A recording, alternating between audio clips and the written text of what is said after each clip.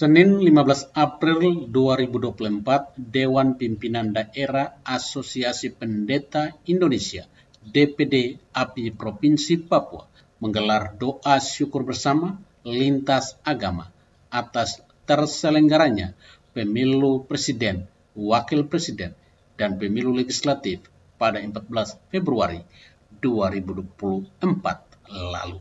Doa syukur bersama tersebut juga dalam rangka adanya kedamaian di tanah Papua di saat pemilu kepala daerah dan wakil kepala daerah baik di tanah Papua maupun di seluruh Indonesia yang digelar pada September 2024 mendatang.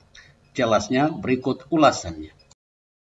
Dari pengalaman kita berapa tahun berjalan itu, kita berkolaborasi semua agama, kita berdoa untuk bersyukur kepada Tuhan. Apa yang sudah kita lihat, kita rasakan dari Tuhan, di mana pemilu kemarin semua berjalan aman, damai, maka hari ini kita sebagai orang beragama, kita patut bersyukur, mengembalikan semua yang Tuhan berikan kemuliaannya.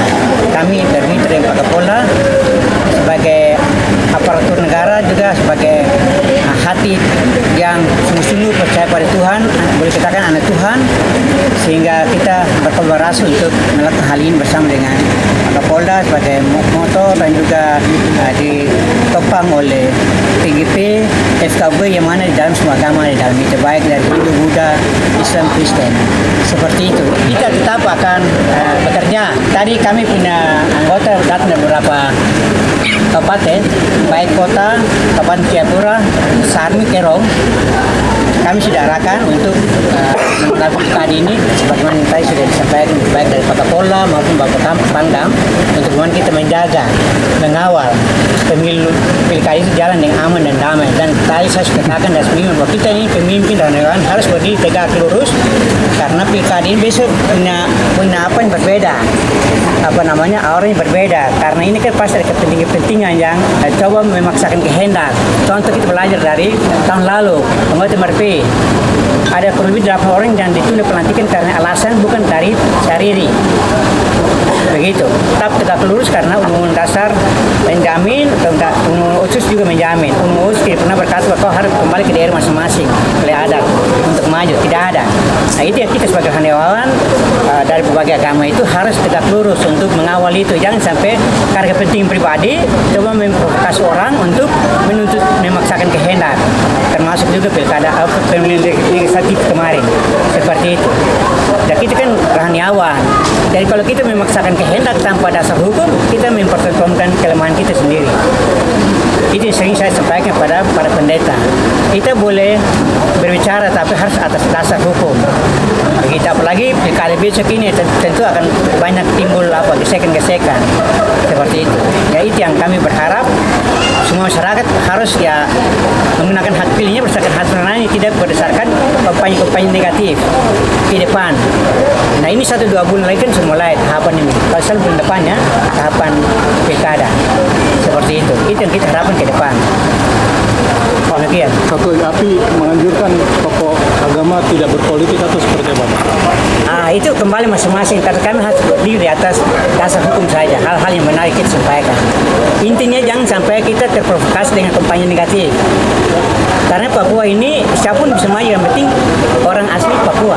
Di mana saja wilayahnya, yang penting asli Papua. Kita bicara juga tentang agama.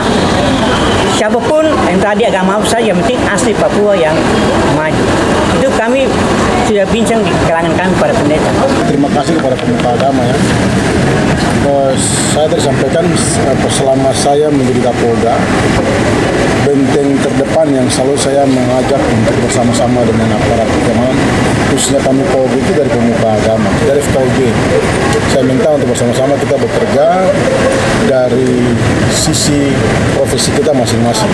Tentunya kalau pemuka agama kan dari ketokohannya di agama, mereka juga kan yang punya umat di masing-masing tempatnya, baik kalau itu Kristen ya di gereja, kalau Muslim itu ya di masjid, atau maupun yang Buddha sama tanpa Buddha ya. Sehingga saya berharap mereka lah yang nanti bisa menjembatani untuk menyampaikan hal-hal positif tentang kebenaran kepada umatnya, supaya tidak lagi antara umat ini gara-gara konsisten di pilpres, pileg maupun nanti pilkada itu dibentur-benturkan. Dan inilah yang kita sudah bekerja mulai pada waktu itu sampai dengan sekarang. Kemarin bisa kita lihat bersama bahwa pilkada, pemilu legislatif dan presiden itu bisa berjalan dengan sangat baik. Walaupun dalam catatan kami itu pada saat tanggal 14 ada 1 korban, tetapi tidak ada lanjutannya. Saya bilang tidak ada lanjutannya. Kalau sebelumnya kan setelah itu pasti kan rangkaian bisa terjadi kejar-kejaran, panah-panahan, bunuh-bunuhan itu kita jadi 2014, terus rangkaian 2014 sampai 19. Ini kan banyak sekali pertumpahan darah. Nah, di pemilu kemarin ya saya bersyukur ada di puncak jaya tapi tidak terjadi sampai sebagaimana kami takutkan. Ada juga kejar-kejaran masalah buah suara tetapi tidak sampai frontal berhadapan-hadapan. Ini kan patut disyukuri.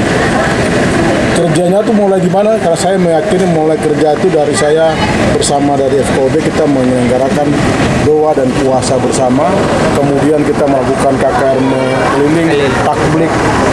Ini membuat suasana yang sangat baik, menyejukkan di tanah Papua sehingga kita bisa menghadirkan semua rasa aman dan damai pada saat pelaksanaan pemilu kada. Tidak hanya sebenarnya jauh-jauh hari kita bekerja sama dengan FKUB. Mulai dari kita mulai masuk mau PON, kita vaksin, terus begitu rangkaian kegiatan-kegiatan momen yang sangat krusial itu mulai dari perubahan undang-undang otonomi khusus masuk DOB. Saya bersama pemuka agama kita jalan melakukan KKR keliling, penguatan iman kita baik di Natal itu kita juga lakukan, sehingga ini memberikan nuansa yang kemarin kita bisa rasakan bersama pada saat pilpres dan pileg. Persoalan pilpres dan pileg kan sudah selesai, tinggal bagaimana akhir daripada pertarungan di MK. Kita serahkan pada posisi yang benar, dan masyarakat Papua kan sudah pada track itu. Nah, yang tadi sampaikan bahwa pendeta betul, kita di awal kita membuka dengan kegiatan yang berbau keagamaan. Nah, saya berterima kasih pendeta juga, mereka berinisiasi untuk kita mengucap syukur atas apa yang kita ini, bagi saya juga sangat penting. Dan saya tadi sampaikan ke FKUB tidak berhenti di kegiatan ini. Saya minta ke FKUB kita untuk sama-sama duduk lagi memikirkan bagaimana melihat konstelasi pasca pilpres pileg yang kita dapat di depan ini kan pemilu kada, yang tentunya konstelasinya akan lebih tinggi, sehingga saya berharap nanti dari FKUB bisa menyusun satu kegiatan keagamaan. Kita akan kembali lagi dengan FKUB melakukan KKR, melakukan takblik, mudah-mudadan melalui nanti mimbar-mimbar gereja, mimbar masjid, mimbar-mimbar keagamaan ini para pemuka agama bisa memberikan siraman-siraman rohani yang bersifat positif untuk mengingatkan umatnya. Boleh berbeda pilihan, tetapi harus tetap menjaga ketentraman, ketenangan. Boleh berbeda agama, tetapi tetap menjaga kerukunan, toleransi. Ini ya supaya jangan sampai gara-gara pilpres kemarin, gara-gara pileg kemarin, gara-gara pilkada, nilai-nilai kebersamaan di tanah Papua ini kita tinggalkan, membuat Papua ini menjadi tidak kondusif. Dan saya sangat meyakini bahwa bekerjasama dengan para pemuka agama ini akan memberikan kontribusi terbaik bagi tanah Papua dalam hal menciptakan kedamaian dan kenyamanan, khususnya dalam penyelenggaraan pilkada besok. Tadi Bapak sempat menyebutkan bahwa akan melibatkan kabupaten-kabupaten dengan Polres Kapolres. Selama ini kan saya lihat kan yang masif kan dari kita, dari provinsi. Nah, saya juga kan sudah bergandeng tangan dengan API. Jadi saya mau nanti cucuk di depan itu kan FKUB. Saya minta Pak Wakapolda untuk nanti mengingatkan para Kapolres akan berkolaborasi dengan Pak Dandim untuk bisa nanti memanggil atau mengundang FKUB menyusun kegiatan-kegiatan keagamaan ya seperti yang kami lakukan di tingkat provinsi. Dan nanti apabila itu nanti mengundang kami di provinsi, saya sama FKB, API provinsi kita akan ke sana menghadiri. Nah, saya yakin kalau banyak kegiatan-kegiatan keagamaan juga dilakukan di kabupaten kota, ini juga bisa memberikan kontribusi yang positif bagi kedamaian tanah Papua. Kan berulang kali disampaikan tokoh agama bahwa Papua ini kan tanah injil, Papua ini kan tanah damai. Nah, tadi disampaikan bahwa kedamaian itu harus kita hadirkan. Hadirkan ya pertama dengan kegiatan-kegiatan positif keagamaan.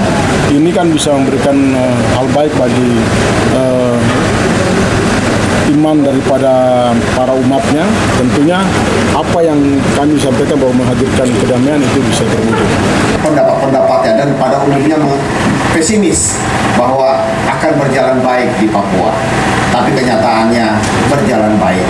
Tentunya semua ini berkat kasih dan penyertaan Tuhan kepada kita semua lewat tangan-tangan yang sudah ikut menjaga, ikut mengawal proses demokrasi ini.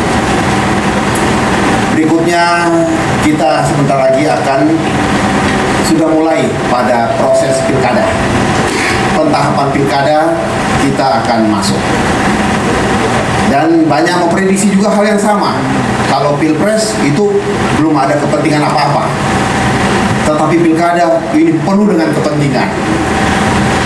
Dan memang saya dengan Pak Matius juga, Pak Kapolda, menghadapi satu kabupaten saja Yalimo, kita udah pusing. Baru satu kabupaten, ini 28 kabupaten sama-sama. Aduh, bagaimana ini? Kita sudah hitung-hitung, pasukan nggak cukup. TPS kemarin ada hampir 16.000, 15.000 sekian. Babinsa saya hanya 3.000. Jadi sampai dengan Pangdam penjaga TPS belum cukup juga. Nah ini bagaimana? Dalam kondisi begini tentunya penyertaan Tuhanlah yang menjadi tumpuan kita. Ya. Semua bisa kita laksanakan kalau Tuhan beserta kita. Karena kekuatan Tuhan akan melengkapi apa yang sudah kita lakukan.